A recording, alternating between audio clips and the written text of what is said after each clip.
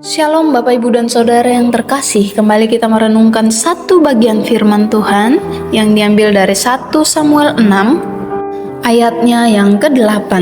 Kemudian ambillah tabut Tuhan, muatkanlah itu ke atas kereta dan letakkanlah benda-benda emas yang harus kamu bayar kepadanya sebagai tebusan salah ke dalam suatu peti di sisinya, dan biarkanlah tabut itu pergi.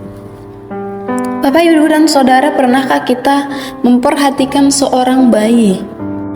Saat seorang bayi baru-baru mempelajari suatu hal yang baru, katakanlah bayi yang berumur di bawah 5 tahun, bisa jadi atau seringkali mereka membuat segala sesuatunya itu menjadi berantakan. Salah satu contoh adalah ketika mereka baru saja belajar makan, mereka membuat peralatan makan itu kotor, atau bahkan diri mereka kotor terkena oleh makanan-makanan yang mereka pegang. Kemudian ketika mereka mulai melihat hal-hal yang baru, contohnya ketika orang tua mereka merapikan baju atau pakaian, mereka ingin mempelajarinya, tetapi yang ada adalah makin berantakan. Nah, hal yang indah adalah ketika orang tua, atau di sini adalah ibu mereka, mencoba untuk memperbaiki segala yang telah mereka berantakin dan mencoba untuk mengajari anaknya untuk tidak melakukan hal yang demikian lagi. Nah, di renungan hari ini kita melihat satu bangsa yang kerap kali membuat masalah, yang kerap kali seperti bayi tadi, tetapi ada satu pribadi yang selalu membenarkan mereka dan memperbaiki kesalahan yang mereka perbuat. Nah, Bapak, Ibu, dan Saudara sekalian, perbedaan yang sangat menonjol antara umat Tuhan atau bangsa Israel, bangsa pilihan Tuhan, dengan bangsa-bangsa lain adalah di dalam umat Tuhan, Tuhan selalu hadir.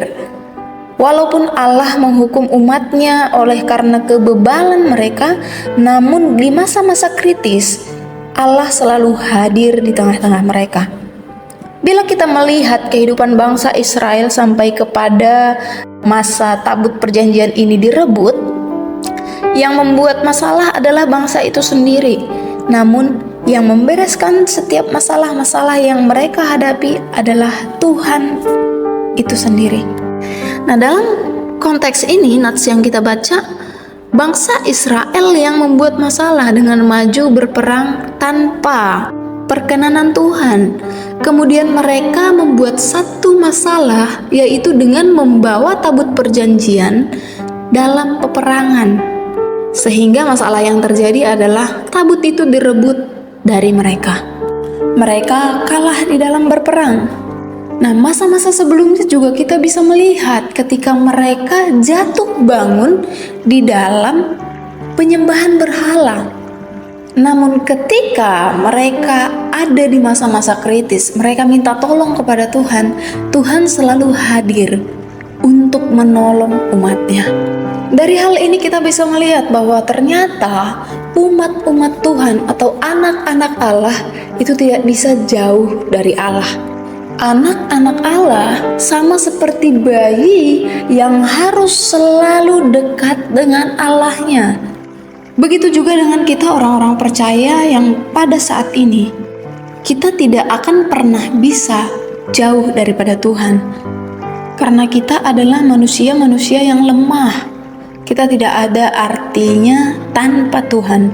Walaupun sebagai orang percaya atau sebagai orang yang sudah menerima Kristus, tidak menutup kemungkinan bagi kita untuk jatuh lagi dan membuat diri kita di dalam masalah. Nah, ketika itu terjadi, hanya Tuhan sendirilah yang bisa menyelamatkan kita, yang bisa membereskan segala dosa dan perbuatan kita, dan semakin hari kita diperbaharui. Semoga renungan ini memberkati kita semua. Tuhan Yesus memberkati.